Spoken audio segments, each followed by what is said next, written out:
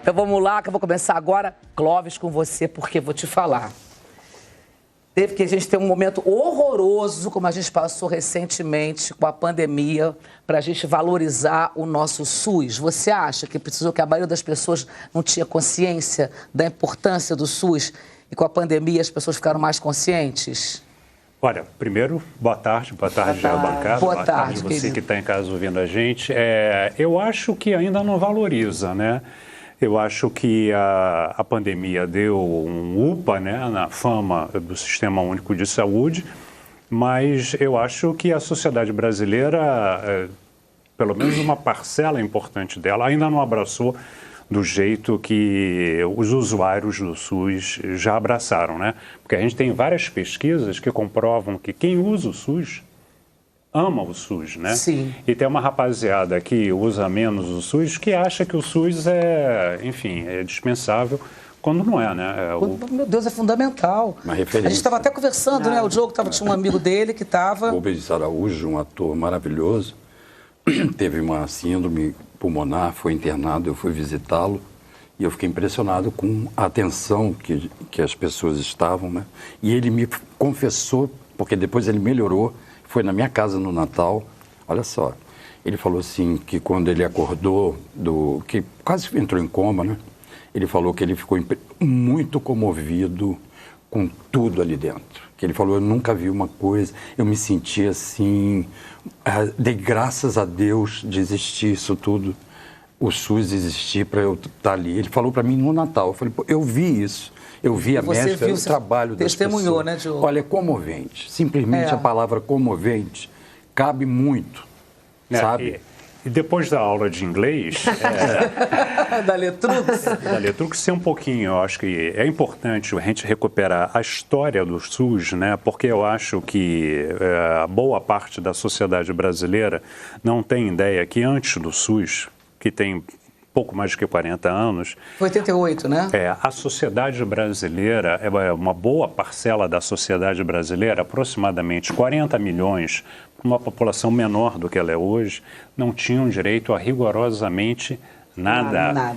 Então, e essas pessoas, elas eram excluídas do sistema de saúde dessa forma e ainda eram chamadas de indigentes. Sim. Né? Então, era uma vergonha você não ter acesso, elas passavam vergonha por não terem acesso aos hospitais públicos desse país, né? E, além do mais, você tinha categorias profissionais que não eram reconhecidas. Nós, artistas. Jogador de futebol... Você sabia? Nós, artistas, não tínhamos direito. Categorias. Várias categorias profissionais. Então, você não era carteira assinada, você não descontava para o maldito INAMPS, você era indigente. Você ou ia para o sistema privado de saúde, que não tinha o tamanho do sistema privado que é hoje, né? Então, boa parte da sociedade brasileira era excluída, né?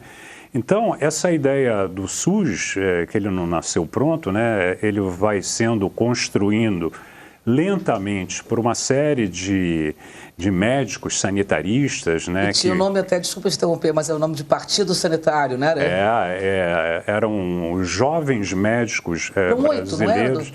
Na verdade, você tem uma cúpula principal. Não vou restringir a 8, né, porque senão a gente vai acabar esquecendo alguém. É verdade. Mas os grandes maestros, a Sérgio Aroca, né, que os mais antigos devem lembrar, ele tem uma estátua ali na entrada da Fiocruz, é o Ezio Cordeiro, e o nosso querido Santini, doutor Luiz Antônio Santini, que é enfim, estamos mostrando agora as fotos, doutor Valdir Temporão Pires, também, né? Ali, o Santini, esse é o último aí do lado direito. Aí, de novo, o doutor Santini com Zé Noronha. De novo, o doutor Temporão Valdir. ali também está no banco, tá? Sim, José Temporão. O Zé Temporão? O Zé Temporão, eu não sei se está naquela foto, não. Acho que esse é aqui de óculos. Sim. Mas o Zé Temporão nos ajudou muito, né? É ex-ministro da Saúde, deu um depoimento muito importante para a feitura desse livro. Eu quero até mostrar o livro já aqui, gente, porque esse livro é muito importante. SUS, uma biografia. Qual é a editora, Clóvis? É Record. A Record. Está super bem distribuído em todo o país. A gente fez tudo para ter uma leitura agradável. Enfim, a gente conta um pouco da história da medicina brasileira, um pouco da história da formação dos médicos no Brasil, né? Houve um tempo no Brasil colônia. Todo mundo aqui aprendeu na escola, segue a aula de história, do tratado, né, de Tordesilhas, das capitanias hereditárias. Mas como é que as pessoas eram tratadas? Tinha um médico, tinha um pajés, tinha medicina dos africanos e os brancos. O que eles aportavam de medicina para o povo brasileiro? Né? Então a gente vai contando a contribuição dos índios, dos indígenas, né, que foi muito importante. O que os indígenas ensinaram aos jesuítas acabou ganhando o mundo, né? Que, enfim, os hábitos de higiene, né? Muitas coisas ganharam o mundo, isso né? É importantíssimo que você falou agora, higiene, né? No país que não tem nem saneamento básico, né? Como a gente, e já era uma noção de importância. Dos indígenas, exatamente. Então, a primeira escola de medicina no Brasil é de 1808. O Brasil sempre teve problemas de falta de médicos. Isso não é uma novidade de outro dia, né? Então, primeiro Salvador, depois Rio de Janeiro, e eram faculdades de medicina que foram nascendo debaixo de muitas dificuldades. Os médicos não tinham o prestígio que eles têm hoje, porque eles competiam exatamente com essa mão de obra, com esses pajés, com esses feiticeiros, né? Competiam até porque a diferença, vamos dizer assim, científica era muito pequena, né? Você fazia sangria nas pessoas, né? As técnicas médicas eram muito primitivas, né? O Guimarães Rosa, que era médico, um grande escritor, ele assim que se formou, ele foi morar numa cidade mineira que ele disputava com o feiticeiro local o mercado médico. Genial. E um cobrava mais barato, o local, que inclusive era mais famoso, né? E eles eram amigos, né? Isso nunca foi motivo de briga, né? Mas... Perdão. Então, a história médica no Brasil é uma história que foi avançando muito lentamente, né? Então, no início do século, né, os sanitaristas, graças ao Oswaldo Cruz, tiveram um momento de glória, né? Resolvendo problemas gravíssimos sanitários aqui no Rio de Janeiro, que era então capital do Brasil. Depois esse tipo de médico cai os sanitaristas, eles vão perder um certo prestígio. Por causa de política? Não, porque aí os médicos liberais, com formação mais científica, vão começar a ganhar o mercado, porque eles têm melhor formação, eles começam a enriquecer, eles começam a ganhar notoriedade, eles começam a disputar um mercado muito pequeno da sociedade brasileira. Que tem poder aquisitivo para pagar. Poder aquisitivo para pagar. E aí todos os jovens médicos queriam seguir o caminho dos seus professores universitários bem-sucedidos. E o que aconteceu com os sanitaristas? Eles vão perdendo prestígio. E o que aconteceu com a sociedade brasileira foi ficando desassistida, né? E mais doente. Então, doente. Com Getúlio que vão surgir os primeiros grandes hospitais. Que o Rio de Janeiro agora está vivendo a crise dos hospitais federais, eles vêm dessa época, né? E esses hospitais, Andaraí, Lagoa, Bom Sucesso, eram de categorias profissionais. E só essas categorias profissionais tinham acesso a esses hospitais, né? E aí vai se formando no Brasil a ideia de que saúde é hospital. E não é, né? E não é.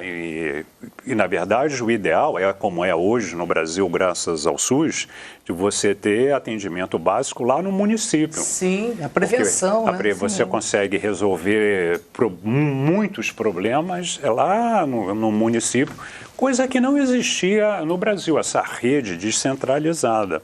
Você te falo, perdão, vai lá, Fabi. Eu li o livro e achei muito didático, porque ele é dividido em 10 capítulos. Então, você fala didaticamente sobre assuntos muito pertinentes. E um dado curioso é que 7 em cada 10 pessoas precisam do SUS exclusivamente. Isso é um número muito grande. 150 milhões de pessoas dependem exclusivamente do SUS. A maioria esmagadora. Por que você acha que ainda o SUS é visto com tanto preconceito? Bom, primeiro, concretamente, ele tem um problema de subfinanciamento, né? Tem uma luta grande para que a gente aumente a verba destinada à saúde no Brasil, né? Isso é uma briga feroz, né? E uma briga política, né? E por isso, né? Isso o Arouca falava lá atrás, que saúde é democracia, né? Ou seja, a sociedade ela tem que estar engajada, ela tem que ter consciência desse sistema e ela tem que lutar por ele. Né? A gente viu recentemente, né, com a pandemia tentaram destruí-lo, né? A verdade é essa, né? Não, e a loucura é que hoje a gente tem uma ministra que dedicou a vida inteira à saúde pública, né? E ainda sofre muitas pressões, né? Está numa luta agora, nesse momento, Nossa Senhora, né? Pois é, a questão médica, ela tem essa questão política que é muito difícil, né? E a sociedade brasileira, ela tem que abraçar e tratar com muito carinho esse sistema, né? Porque ele é único no mundo, né? Muitas pessoas acham que é parecido... Ele é único e é o maior, né? Ele é único no mundo porque, primeiro, que ele é gigantesco, né? E ele é descentralizado. Isso foi muito importante. É universal, descentralizado, para todos. Foi muito importante na pandemia, porque quando o governo federal quis tirar o corpo fora, os outros entes entraram em campo. Isso que foi importante para salvar... A Inglaterra adora o SUS. O Bill Gates adora o SUS, né? O Bill Gates escreveu outro dia, né, elogiando e dizendo que o SUS é um modelo para o mundo. Mas é verdade. Então, eu acho importante esse trabalho que eu fiz com o Dr. Santini para mostrar e para conscientizar o brasileiro como era, qual foi a luta para construir, né? Uma luta que foi amarrada na questão democrática, né? E a importância da gente preservar o sistema, lutar por ele e principalmente pelo financiamento, né? Então, são questões que tocam a 150 milhões de brasileiros. Né? Clóvis, quando você, doutor Santini, que eu conheço muito, doutor Santini, um beijo, foi presidente do INCA há muito tempo, diretor, nossa, querido, médico importantíssimo. Quando vocês resolveram escrever o livro, o SUS ele é baseado em algum outro sistema? Não, ele eu diria... Ele literalmente é único? Todo mundo diz que imitou do inglês, não imitou do inglês. Não, o inglês adora o SUS. O inglês, ele é centralizado, ele não é universal e está descentralizado. Se um inglês chegar aqui no Rio hoje for atropelado e o SAMU levar para o Souza Aguiar, levar para qualquer hospital do sistema... vai ser atendido. Ninguém vai perguntar se ele pagou, não pagou, passaporte. Ninguém vai perguntar. Não, e o povo adora puxar saco dos Estados Unidos. Sofre um acidentezinho nos Estados Unidos. Está endividado o resto da vida. Conta, 100 mil dólares. Exatamente. É bizarro, exatamente. Não, se for atropelado nos Estados Unidos, passe cuspe, porque não vai ter atendimento, não vai ter SAMU te levando para um hospital. É caríssimo. E o SUS tem outra coisa de extrema importância, que ele é responsável pela baixa da mortalidade infantil no Brasil, né? Mudou também, e isso é um quadro que, graças a esses avanços, a gente mudou a realidade da mortalidade infantil. E aí nós temos que louvar o sistema também de vacinação, né? O Plano Nacional de Imunizações, que vem e era orgulho dos militares, que isso começou lá atrás, né? Então, se alguém lá na época da ditadura militar abrisse a boca para falar mal de vacina, provavelmente seria içado no pau de arara. Tá ligado, amigo? Seria isso. Adorei o tá ligado, amigo, mas eu adorei num grau. Esse amigo não sei se precisava muito, mas tá ligado? Porque tem gente aí que, né, não entendeu e não conhece a origem, não conhece a história, né? A história da vacina no Brasil. O Brasil e tudo que aconteceu. E os militares tinham muito orgulho, porque eles mudaram, eles conseguiram mudar a cara de várias endemias que a gente tinha no país.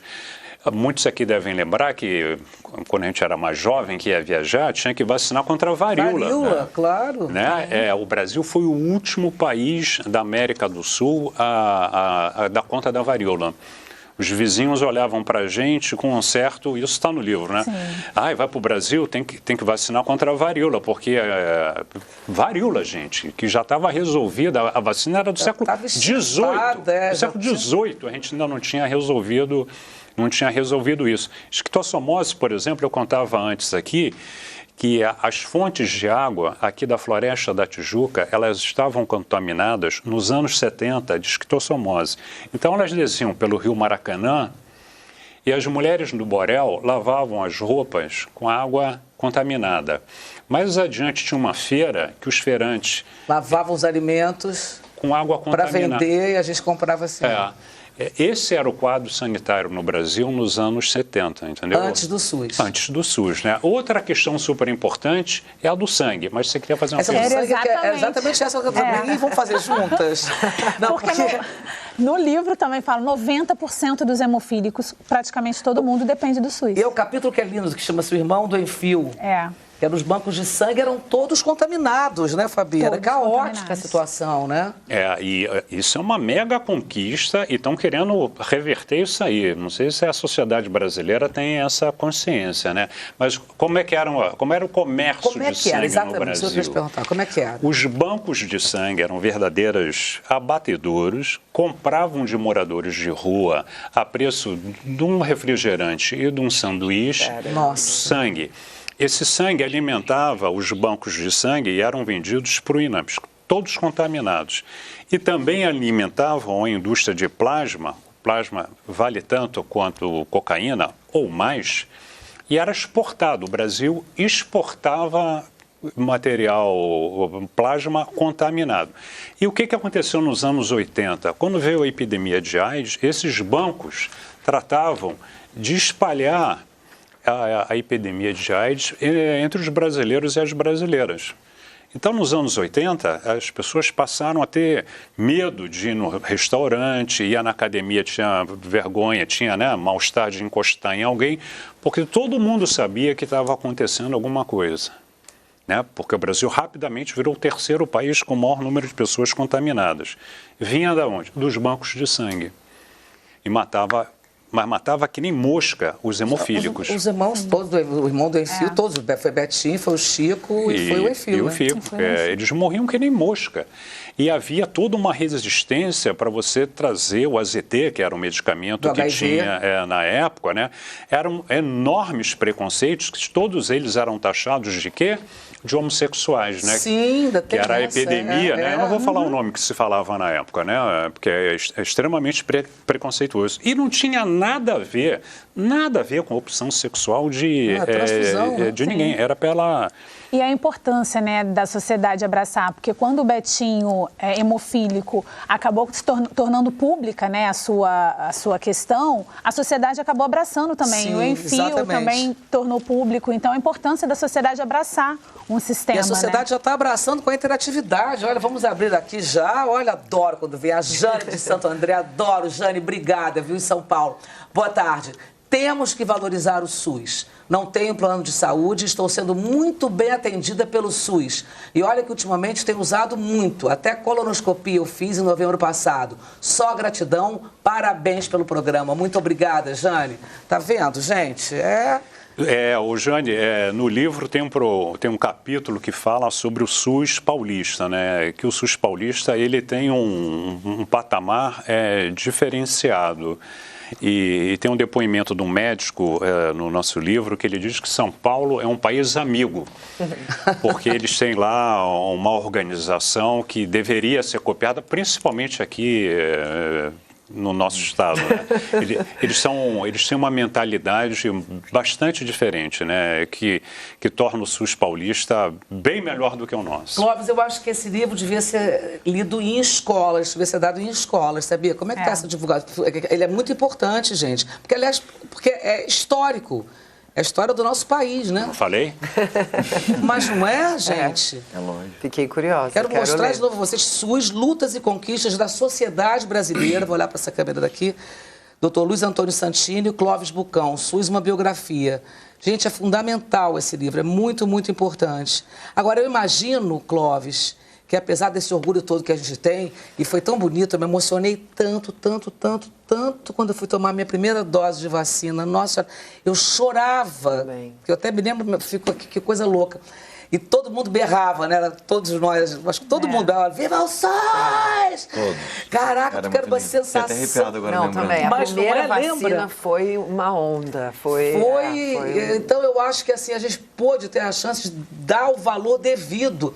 E assim, é uma coisa muito importante que é para todos os brasileiros. Mesmo quem tem poder aquisitivo, que pode pagar um plano de saúde, pode pagar um médico particular, também tem direito, porque a gente não foi lá se vacinar.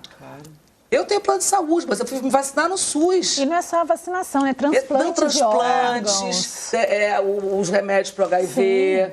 É tudo muito importante, transfusão de sangue. Se você precisar sofrer um acidente na rua. Exatamente. Você cai na rua, é só o SUS que te pega, né?